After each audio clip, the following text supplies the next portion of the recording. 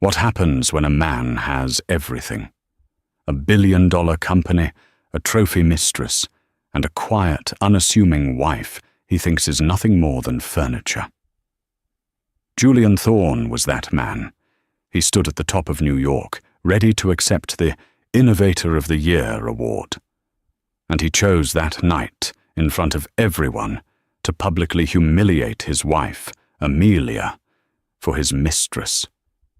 He thought Amelia was weak. He thought she was a nobody. He never bothered to ask who her family was. He's about to find out. Because her father just arrived. And he's not just any father, he's a king. Julian Thorne didn't just live in New York, he owned it. Or so he believed. His company, Thorne Dynamics, was the darling of Wall Street, a titan of robotics and AI that had catapulted him from a moderately wealthy background into the stratosphere of the ultra-rich. His face was on Wired, Forbes, and Time. He was, in his own mind, the architect of the future. And every architect needs a quiet, well-decorated home. That, to Julian, was Amelia. Amelia Thorne, née Duval, was a ghost in his penthouse. She was beautiful in a way that was easy to overlook. Soft, classical features, large grey eyes, and a quiet demeanour that Julian had initially found refreshing. He'd met her at a low-key diplomatic mixer. She'd been introduced as Amelia Duval, an art history post-grad from a good family in Europe. Julian, ever the predator, saw her as the perfect acquisition. Beautiful, well-bred, quiet, and, he assumed, pliable. He needed a wife to complete the picture of the stable, respectable mogul. She was perfect. Their 3-year marriage had been a slow-motion erosion of her presence. Julian's voice was the only one that mattered. "Amelia, the benefit on Thursday," he'd call out, not looking up from his phone as he strode through their cavernous, marble-floored foyer.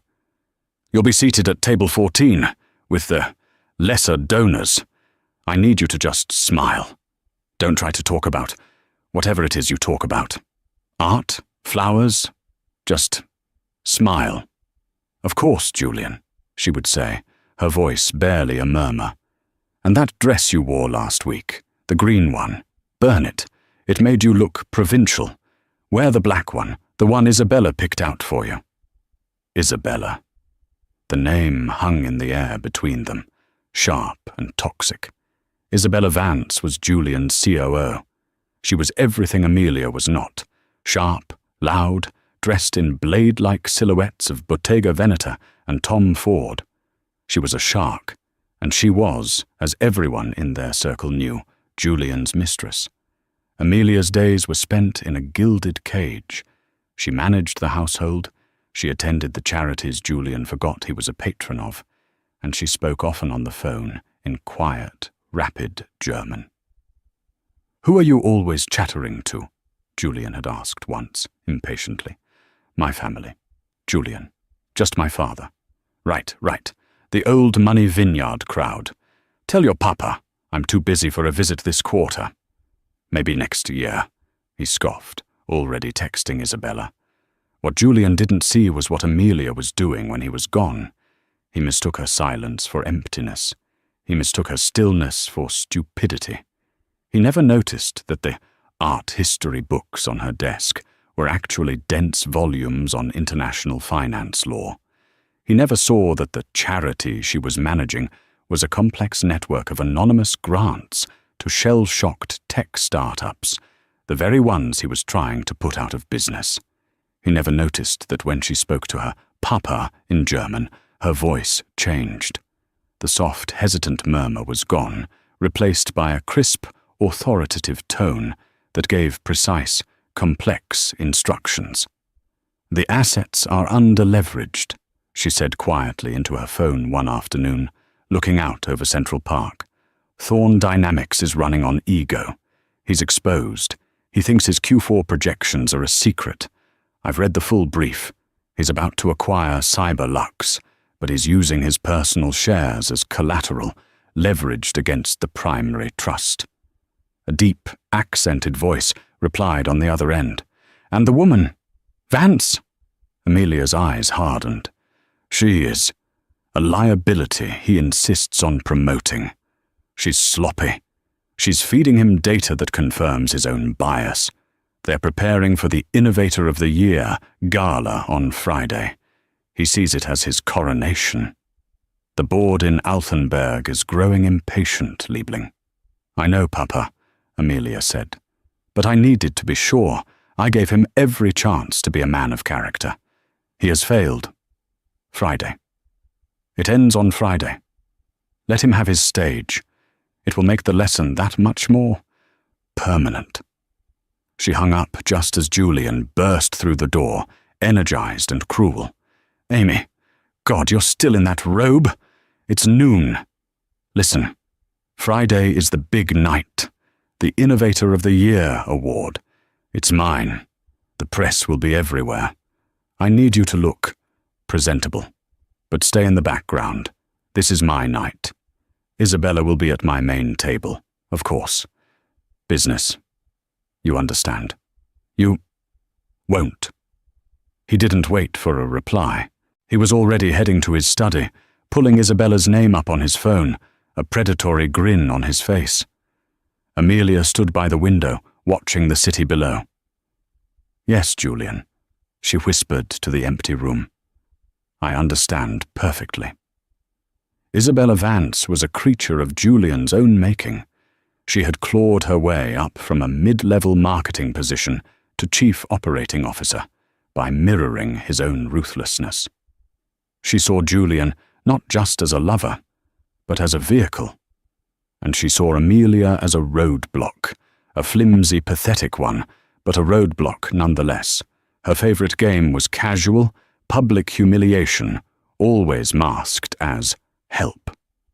A week before the gala, Isabella had insisted on a team dinner at Maria, a restaurant so exclusive it breathed its own refined air.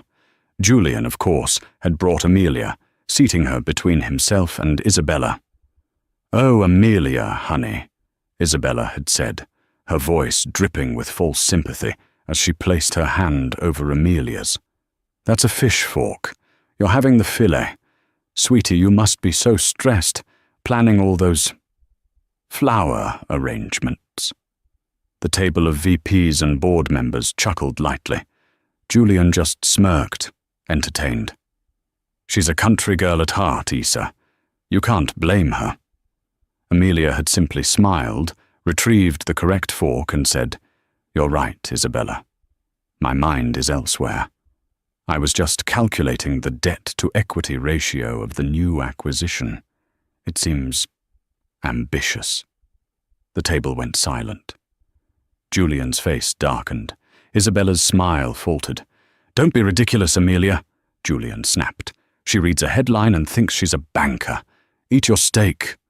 The subject was dropped, but Isabella had seen a flicker of something in Amelia's eyes. A dangerous spark. She resolved to crush it. Her next attack was more direct. 2 days before the gala, Amelia had done the one thing she never did. She visited Julian's office.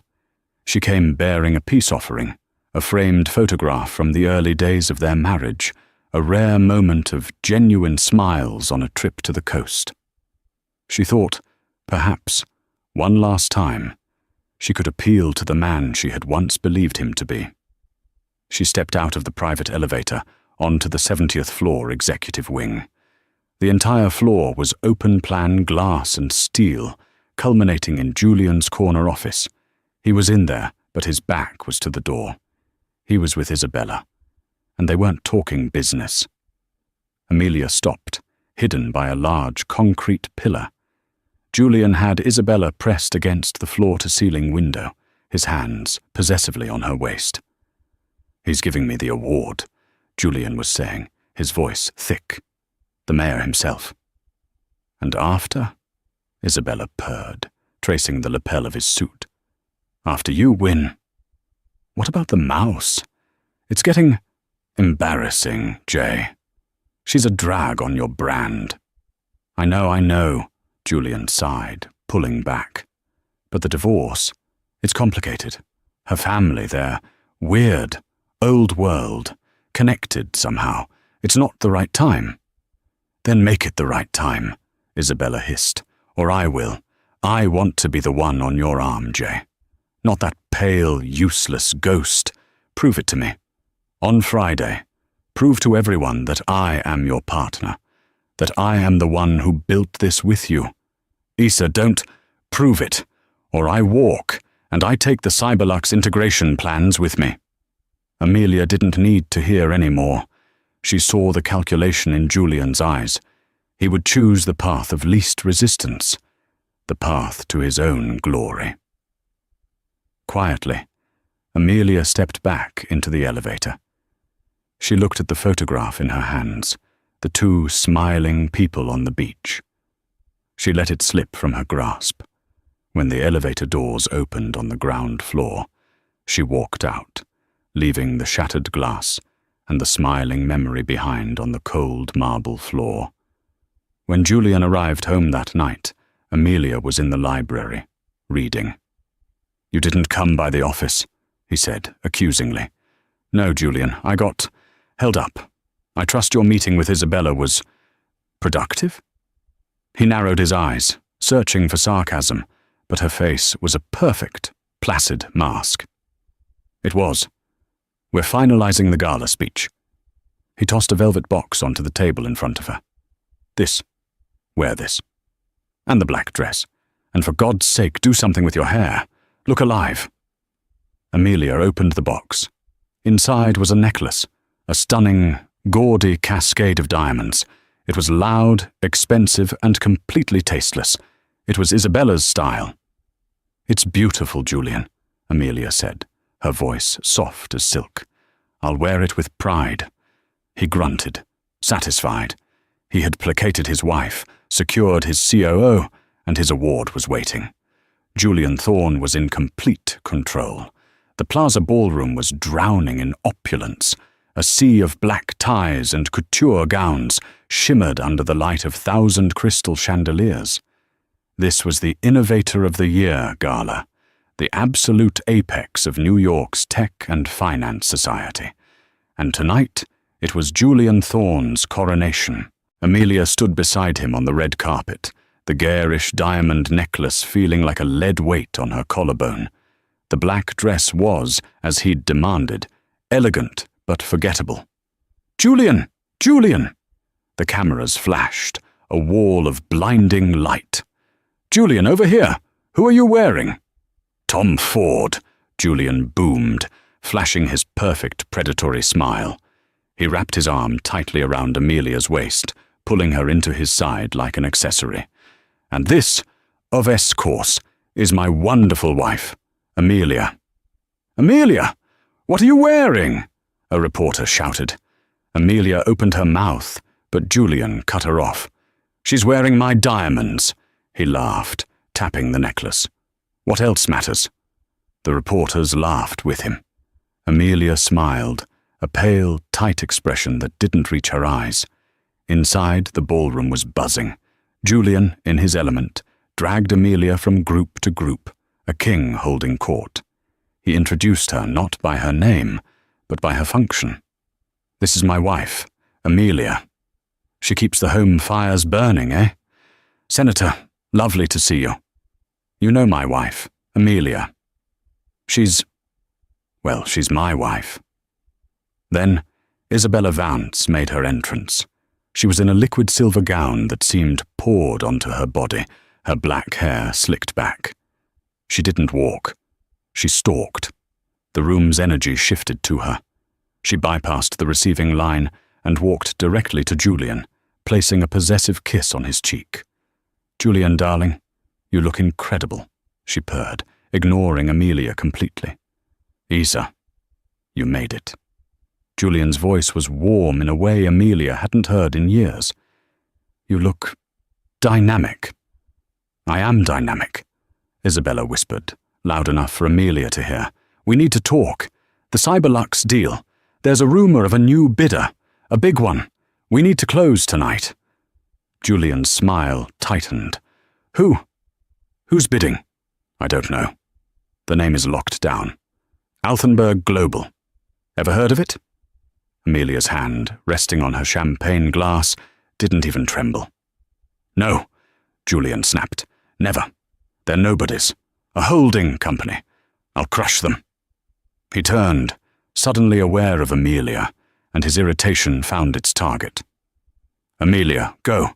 Get me another drink, and get one for Isabella." Amelia looked at him. "Julian, there's waitstaff everywhere." "Don't argue with me," he hissed, his fingers digging into her arm. "Just be useful for once. Go." It was a test, a public declaration for Isabella's benefit. He was proving who held the power, the cluster of people around them. CEOs, politicians, journalists, all saw it. They saw the mouse being sent on an errand. Amelia's gaze was unreadable. She nodded. "Of course, Julian. Isabella, what would you like? Champagne, the good stuff? Not whatever you're drinking." Isabella smirked. Amelia turned and walked toward the bar, but she didn't get 5 feet.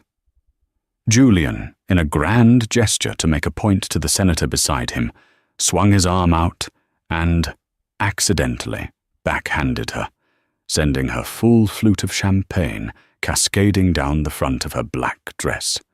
The music stuttered, a collective gasp. "Oh, God," Julian said, his voice a performance of exasperation. "Amelia, really? Clumsy, clumsy, clumsy. You've ruined the dress. And you're soaked." Isabella let out a high, cruel laugh. "Oh, mouse, you really can't take her anywhere." Amelia stood there, champagne dripping from her hair and the gaudy necklace. The room was spinning, all eyes on her. The humiliation was total. Julian, his face a mask of annoyance, didn't offer a napkin. He didn't help. He looked at her, soaked and small, and made his choice. "Honestly, Amelia," he said, his voice cold and loud, "why don't you just go? Go home. Fix yourself. You're making a scene. This is a professional event." He turned his back on her. He put his arm around Isabella's silver-clad waist. "Isabella, come. I want you to meet Senator Davies. He understands innovation." He walked away, leaving his wife standing alone in the center of the room, a spectacle of public disgrace. Amelia stood perfectly still for 10 seconds. The whispers were deafening. She looked at Julian's back. She looked at Isabella, who glanced over her shoulder, a look of triumphant venom on her face. Amelia didn't cry. She didn't run. She turned, her back straight as a rod, and walked calmly. Not toward the exit, but toward a quiet alcove by the ballroom service entrance. She pulled out her phone. The uniformed security guard at the door, hired by the venue, moved to stop her. "Ma'am, service only." He stopped when 2 men, dressed in impossibly sharp, dark suits with earpieces, materialized from the shadows. They flanked the alcove, their eyes scanning the room. The venue guard blinked, confused, and stepped back. Amelia hit a single number on her speed dial. "Papa," she said, her voice no longer the whisper of Amy, but the clear, cold command of Amelia. "It's done." Julian Thorne felt the air change the moment Amelia was gone. The brief, awkward silence was filled by his own booming laugh. "My apologies, everyone. A small domestic spill. Now, as I was saying about the future of automated logistics..." He was high on the adrenaline of the confrontation. He had done it. He had put the mouse in her place and anointed his queen, all in one move. Isabella was radiant beside him, her hand now resting possessively on his lower back. They were the power couple, the real power couple. An hour later, the moment arrived. The lights dimmed, a drum roll. The MC, a famous news anchor, took the stage. "Ladies and gentlemen, It is the moment we've all been waiting for, the Innovator of the Year award. This year, the choice was unanimous. This man hasn't just changed the market, he has created it. From a small garage startup to a global powerhouse, please welcome the CEO of Thorne Dynamics, the Innovator of the Year, Julian Thorne. The room erupted in applause. Julian kissed Isabella, a full, public kiss that left no room for interpretation. He strode onto the stage, his arms raised in victory. He was a Roman emperor. "Thank you, thank you," he beamed, accepting the heavy crystal award. "Thank you. What a night." He gripped the podium, his knuckles white. "They say innovation is a lonely road. They're wrong. You cannot build the future alone. You need a partner." His eyes found Isabella in the front row. "You need someone who sees the world the way you do. Someone who isn't afraid to take risks, to be ruthless, to cut away the dead weight that holds you back." The crowd murmured, sensing the drama. This was better than an awards show. It was a public execution of his marriage. "I built Thorne Dynamics from nothing. But I had help. I had a partner who was there in the trenches with me, not at home, arranging flowers." A few people laughed, nervously. "A partner who understands that to win, you have to be willing to burn the old world down. So I want to share this award tonight with my true partner, my inspiration, my COO, Isabella Vance. Isa, stand up. Let them see you." Isabella stood, tears in her eyes, blowing him a kiss. It was the ultimate fuck you to the departed Amelia. Julian was about to continue, to launch into his Q&A about the Cyberlux acquisition, when the MC's voice cut in, suddenly tinny and confused. Mr. Thorne, apologies, I'm just getting word." "What is it?" Julian snapped, annoyed by the interruption. We have a surprise guest, a keynote speaker who was delayed at the airport. He has requested to say a few words before the Q&A. Julian was furious. "A surprise speaker? Now? Who is it? Bill Gates? Elon? I wasn't briefed on this." "No, sir," the MC said, his face pale as he read the card just handed to him. "Ladies and gentlemen, please, a warm welcome for our distinguished patron and surprise keynote, His Serene Highness, Grand Duke Leopold of Altenburg." A ripple of confusion went through the new money crowd. Who? But in the back of the room, Senator Davies, the governor, and the two members of the Rockefeller family who were present. They all stood up. Instantly, Julian and Isabella stared, perplexed, as a man moved from the same alcove Amelia had disappeared into. He was in his late 60s, with a shock of white hair and a military straight posture. He wore a simple, impeccably tailored navy suit, but he moved with an aura of absolute, ancestral power. This was not a man who asked for respect.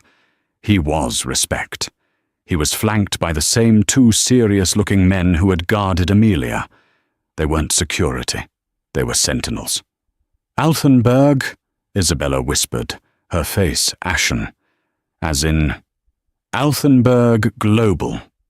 Julian's blood ran cold. The Grand Duke walked onto the stage. He did not shake Julian's hand. He did not acknowledge the award.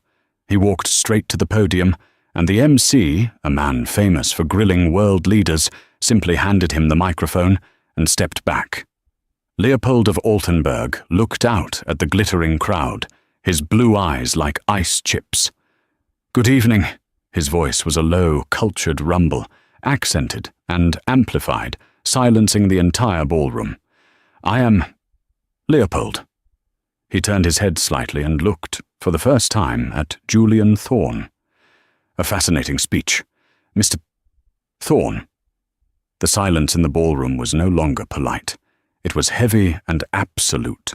Julian Thorne, who had commanded this room moments before, was now a statue, a prop on his own stage. Grand Duke Leopold surveyed the crowd. His gaze was that of a man who owned the building, the city, and quite possibly the air they were breathing. "I am here tonight for 2 reasons," Leopold began, his voice calm and lethal. "The first is as a patron of true innovation. My family's holding company, the Altenburg Global Initiative, has long believed in funding the future. We believe in integrity, in honor, in character." He let the word character hang in the air, a deliberate indictment. "We have been, quietly, observing the American tech sector, looking for a new flagship investment, a new division to build upon. We look for vision, but we also look for stability." Julian, sensing an opportunity, stepped forward, his arrogant smirk re-emerging. "Your Serene Highness, Julian Thorne, CEO of Thorne Dynamics. Perhaps we could—" Leopold raised one hand, palm out.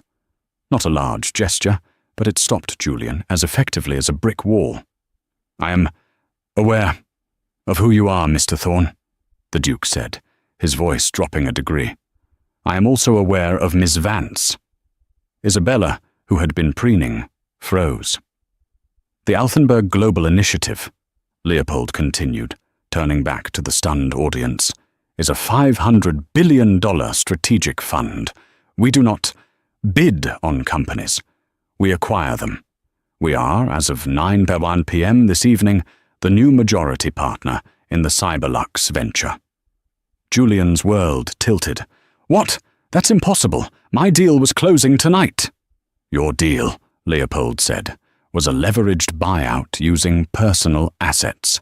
The board of Cyberlux preferred cash. My cash." You, Julian was sputtering. Isabella looked like she was going to be sick. The company, their prize, the thing she had used to blackmail him, was gone, snatched from under them. "But that is not the main reason I am here," the Grand Duke said, his tone shifting from corporate raider to something far more personal. "I am here as a father." A confused murmur. "My family. We are from a small, quiet part of Europe. We do not broadcast our presence. We believe in the old ways, that a person's worth is in their actions, not their title. My daughter felt the same.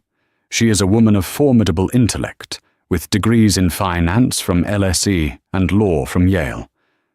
But she worried.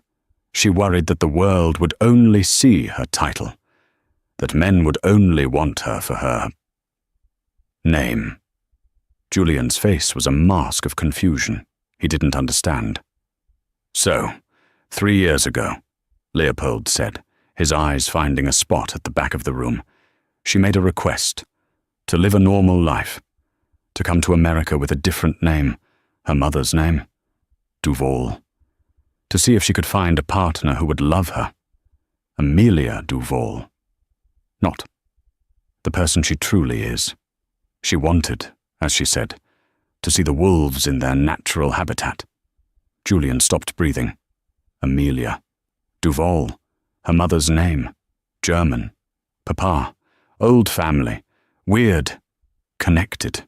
"Oh my God," Isabella whispered, her hand flying to her mouth. Leopold's eyes bored into Julian's. She met a man she thought was a builder, a visionary. She respected his drive. She fell in love with him. She gave him her loyalty, her trust, her capital. Julian staggered back, his hand grabbing the podium for support.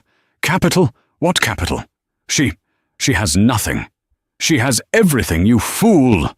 Leopold's voice was suddenly a roar, the aristocratic calm shattered, revealing the fury of a lion.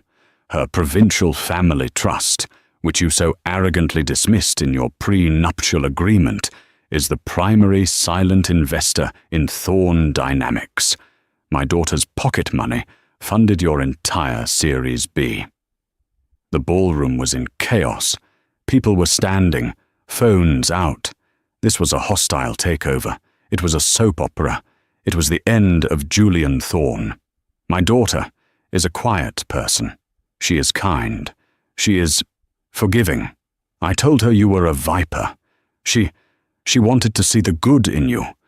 But a man who would belittle his wife, a man who would publicly humiliate the mother of his unborn child. A new collective, horrified gasp. Julian, white as a sheet, looked into the crowd. Unborn. No, she's not. She is, Leopold said, his voice shaking with a rage that was terrifying to behold. And you, boy, you shoved her. In front of them. The Duke turned. But my daughter is not just a kind woman. She is the heir to Altenberg. And she has a new title. He gestured to the back of the ballroom. For too long, the Altenberg Initiative has been managed by committee. It is time for a single, focused vision. I am here tonight, as my final act as chairman, to announce the new global CEO of the $500 billion Altenberg Global Initiative.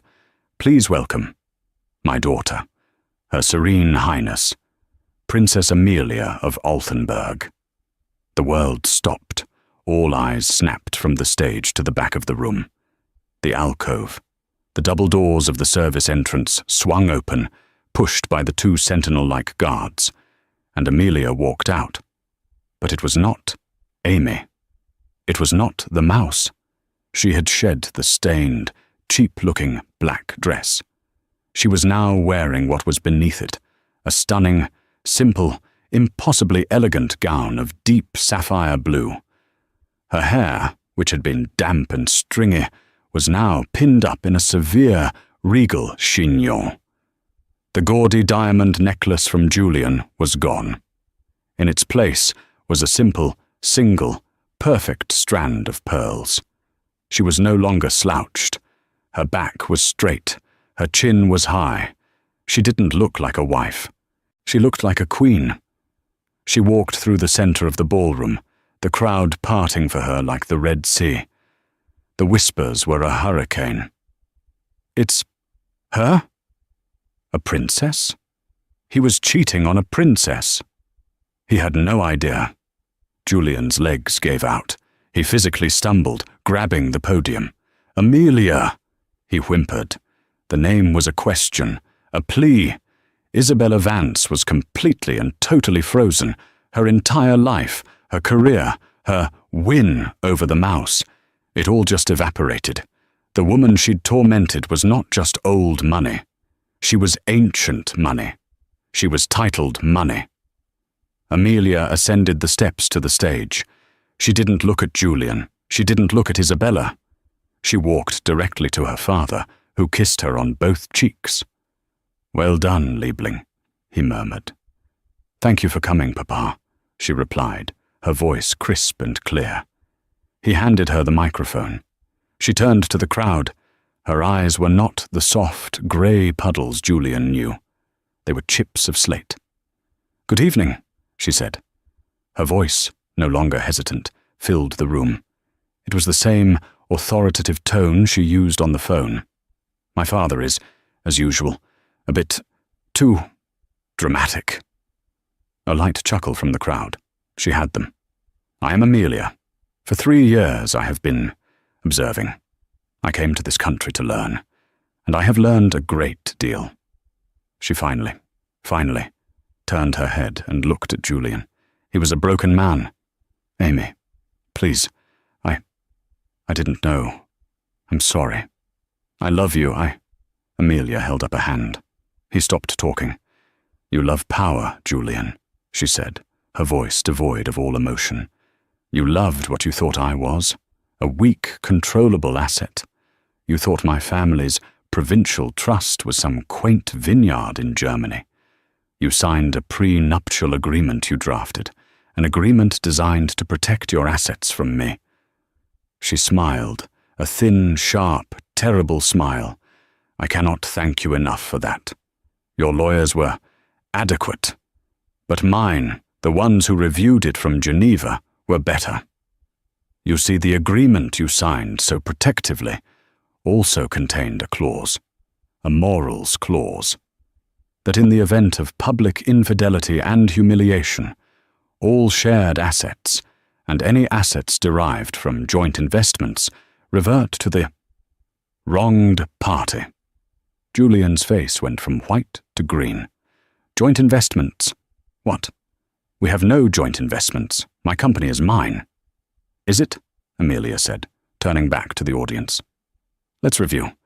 My personal trust, the Duval Trust, made a Series B investment of $150 million. That investment gave us, a 62% controlling stake in Thorn Dynamics. You were so eager for the cash you never bothered to do your due diligence on Amelia Duval. You thought I was just your wife. She looked at Isabella. And you, Ms. Vance. You were correct. The Cyberlux deal was critical, which is why I bought it. The Altenberg Global Initiative's new technology wing will be absorbing its assets. And of course, its talent. My husband's company, however, is redundant. She turned back to Julian. His Innovator of the Year award had slipped from his numb fingers and shattered on the stage. As the majority stakeholder of Thorn Dynamics, Amelia announced, I am calling an emergency board meeting, effective 9 a.m. tomorrow. My first motion will be to remove Julian Thorn as CEO on the grounds of gross negligence, fiduciary mismanagement, and a violation of the morals clause. You can't, Julian shrieked. I can, Amelia said. And I will. My second motion will be to dissolve the company. Its valuable assets, the engineers, the patents I funded, will be absorbed into the AGI. Its liabilities, her eyes swept over Julian and Isabella, will be liquidated. She looked at Julian, a man who was now, officially, worth nothing. You wanted my stage, Julian, Isabella had said. This is my night. Amelia leaned into the microphone. Thank you all for coming. Enjoy the rest of your evening. Father, shall we go? She handed the mic back to the stunned MC. She, her father, and her security detail walked off the stage, leaving Julian Thorn and Isabella Vance in the ruins of their lives, illuminated by 1,000 flashing camera phones. The aftermath was not a news story. It was a detonation. By the time Julian and Isabella stumbled off the stage, they were pariahs. The guests, the senators, the bankers, the CEOs avoided their gaze. A wall of press surged forward, but not for Julian. They swarmed Amelia. Princess Amelia, a comment. When did you plan this? How much is Thorn Dynamics worth? Amelia didn't slow down. She and her father, flanked by their security, moved through the chaos like a battleship through water. Julian, wait! Julian cried out, running after them. Amelia, please! Our baby! You can't do this! I love you! Amy! Amelia stopped at the ballroom doors. She turned, and the entire room held its breath. She looked at him. This screaming, pathetic man. You did not love Amy. You despised her. You belittled her. You humiliated her. And you put your hands on her while she was carrying your child. The princess doesn't forgive that. But Amy does. Then it's okay, he sobbed, grasping. No, Amelia said, her voice flat. It means Amy is giving you a mercy Amy would. The princess would have you jailed for fraud. The princess would have Ms. Vance sued for corporate espionage. Amy is just taking her company back, and she is filing for divorce. Goodbye, Julian. She turned and walked out the door. The next 48 hours were a blur of legal and financial obliteration. Julian's corporate credit cards were declined before he even got home. The locks on the penthouse had been changed. His key to the private elevator no longer worked. He was, quite literally, left on the street in his tuxedo. The 9 a.m. board meeting was a 10-minute conference call. Amelia phoning in from a private jet, stated her case. The remaining board members who had seen their stock options evaporate due to Julian's recklessness and were now facing a $500 billion titan, voted unanimously.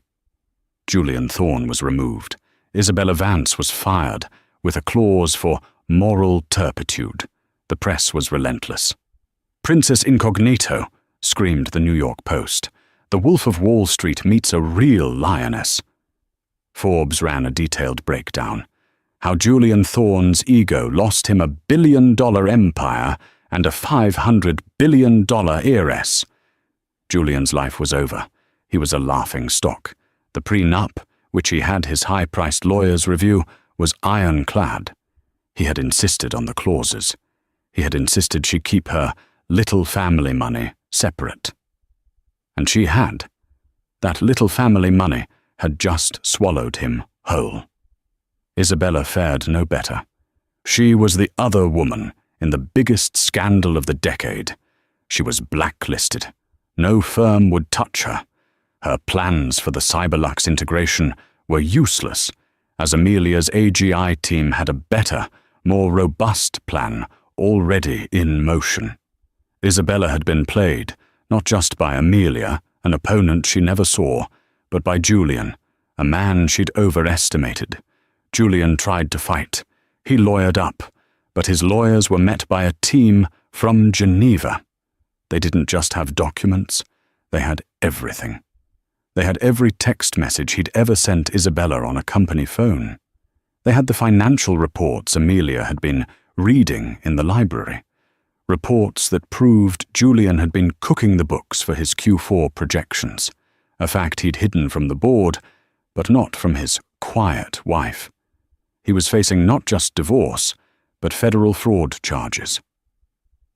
6 months had passed since the night of the gala. 6 months since the Plaza Reckoning, as the press had gleefully dubbed it.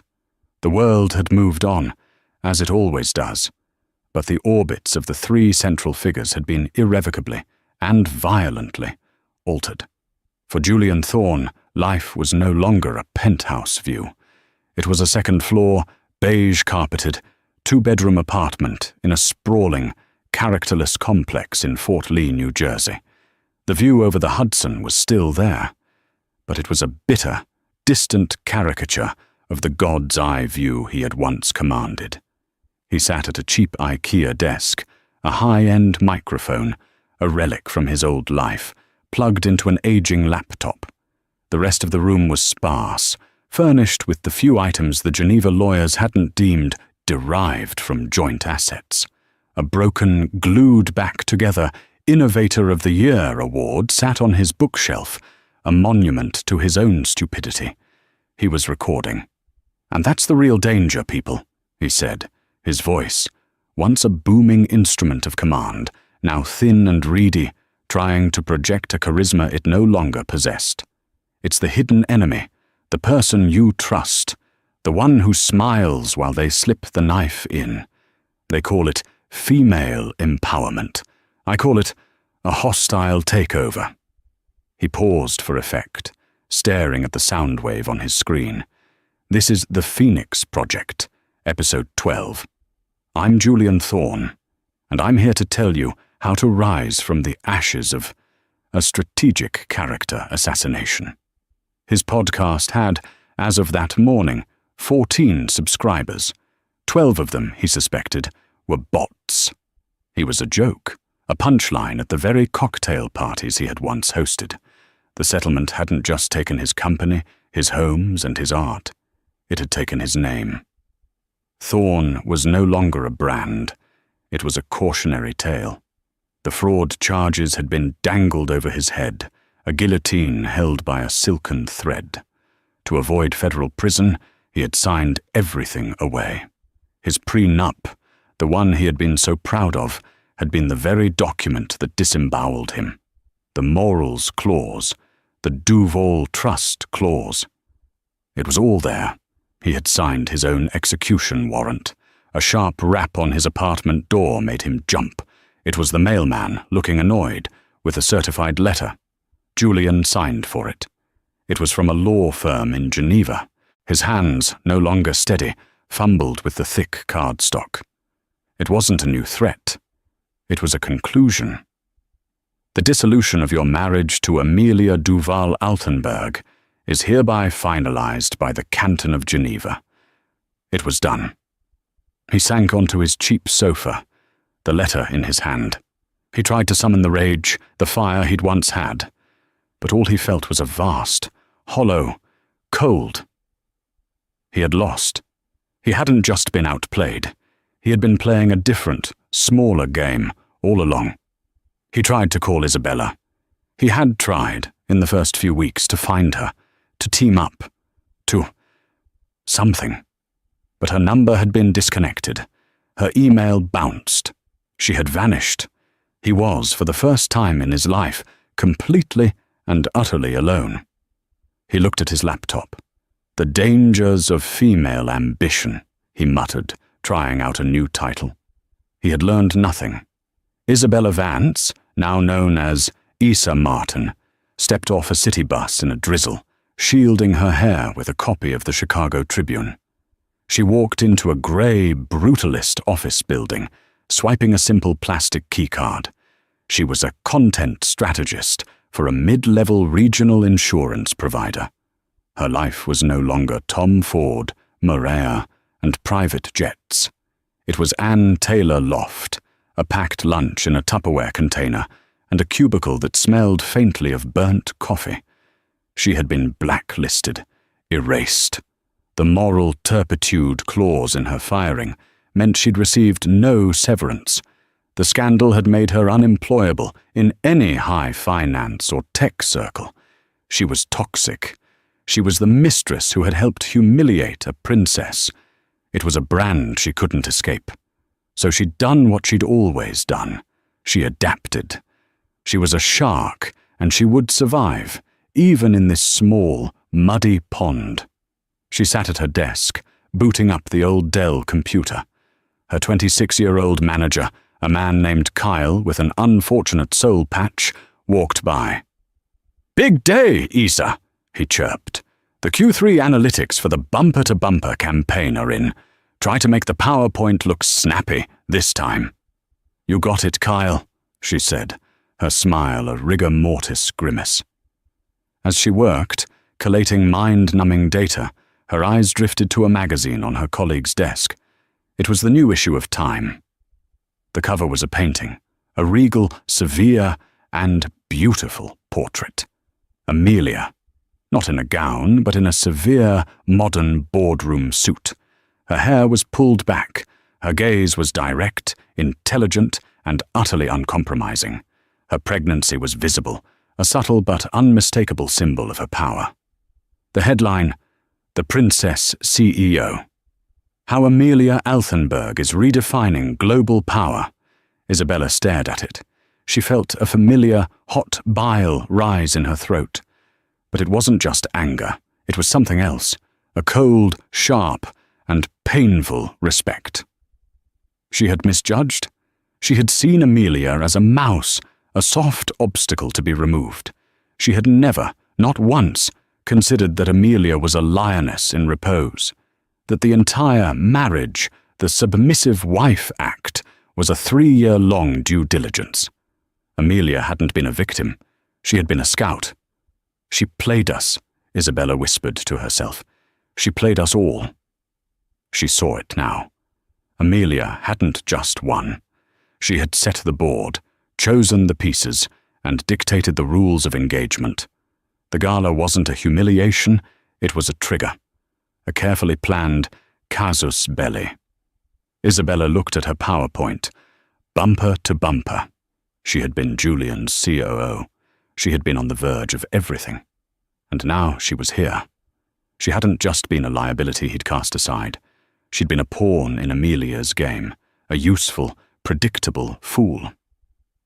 She closed her eyes, took a deep breath, and opened a new slide. Q3 analytics.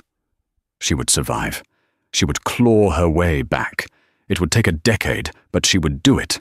And this time she would never, ever underestimate the quiet ones. The boardroom was silent, floating 40 stories above Lake Geneva. The snow-capped peak of Mont Blanc was visible in the distance. At the head of the 40-foot glass table sat Amelia of Altenburg. She was 8 months pregnant, and she was, unequivocally, in charge. The Altenburg Global Initiative, the $500 billion sleeping giant of a fund, was now awake, and it was hungry. The projections for the new AGI US Innovation Hub are acceptable, Amelia said, her voice quiet, but echoing in the perfect acoustics. The dozen VPs, grizzled veterans of finance and tech, leaned in. But acceptable is not why we are here. She turned to a man at her right, a man in his 50s with the bright, nervous eyes of a genius. Dr. Aris, she said, you were the head of R&D at Thorne Dynamics, my predecessors. Notes said your research into quantum dot energy storage was academically interesting, but commercially unviable. He cut your funding. Dr. Aris swallowed, nodding. He did? Julian. He wanted a new app. Something for the shareholders. He said my work was too slow, too expensive. Amelia nodded, tapping her stylus on the screen. He was wrong. I read your original thesis, the one you published before you joined his company. It is the single most brilliant piece of material science I have read in a decade. The doctor looked stunned. Julian Thorne wanted to build a brand, Amelia said, her eyes sweeping the table. We are here to build the future. Dr. Aris, the AGI is giving your lab a new, unlimited budget. I want a working prototype in 18 months. I am liquidating, as my predecessor would say, the division that was working on his social media app. You will have their entire staff. Can you do it? Dr. Aris, a man who had been belittled and sidelined for 3 years, looked at his new CEO. He saw not a princess, but a visionary. Yes, he said, his voice thick with emotion. Yes, Your Highness. Yes, I can. Good, Amelia said. And please, call me Amelia. Her father, Grand Duke Leopold, sat at the far end of the table. He was Chairman Emeritus, a title he'd invented, which, he claimed, meant he could attend all the meetings and do none of the work. He watched his daughter, a profound, overwhelming pride in his eyes. He had unleashed her.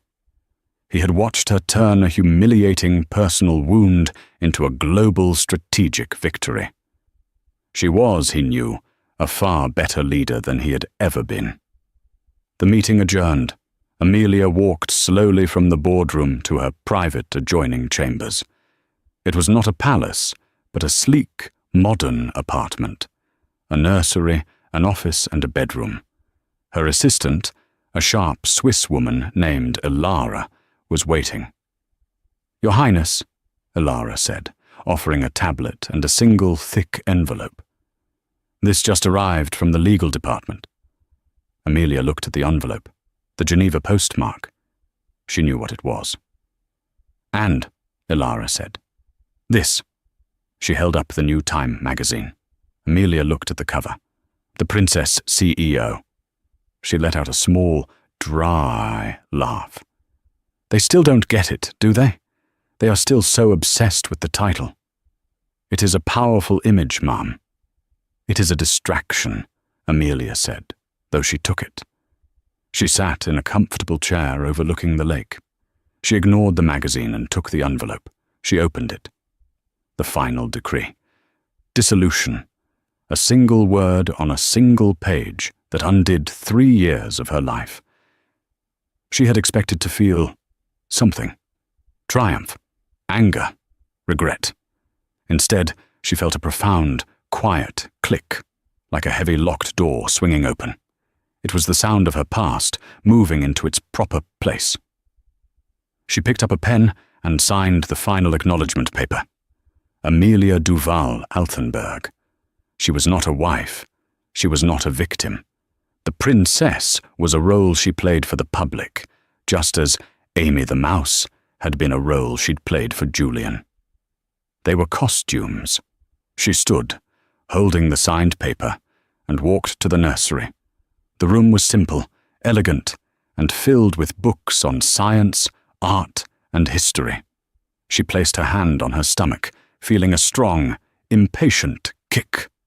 She thought of Julian in his rented room, shouting into a void. She thought of Isabella in her grey cubicle, burning with bitter ambition.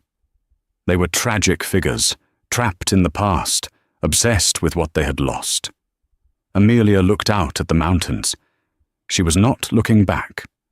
She was looking forward. "He thought I was his dead weight," she whispered to her unborn child. "He forgot. Weight is just another word for gravity. And gravity holds the whole world in place." She put the divorce decree down on her desk, beside the blueprints for the new AGI US headquarters. She was done being a wife, and she was done being a secret. It was time to rule. In the end, Julian Thorne wasn't destroyed by a global corporation or a powerful duke. He was destroyed by his own arrogance. He had the world in his hands, a brilliant, powerful, and loyal partner, but he was so blinded by his own reflection, he couldn't see her. He mistook her silence for weakness. He mistook her kindness for stupidity. He learned, too late, that the quietest person in the room is often the most powerful. Amelia didn't just take back her company. She took back her life, and she built an empire on the ashes of his ego. What did you think of this story? Do you believe in karma? Let me know in the comments below what you thought of Julian's downfall and Amelia's ultimate power move. If you loved this drama, please hit that like button, share this video with someone who needs to see a story of justice served, and most importantly, subscribe to the channel for more powerful stories every single week. We see you and we appreciate you. Thanks for watching.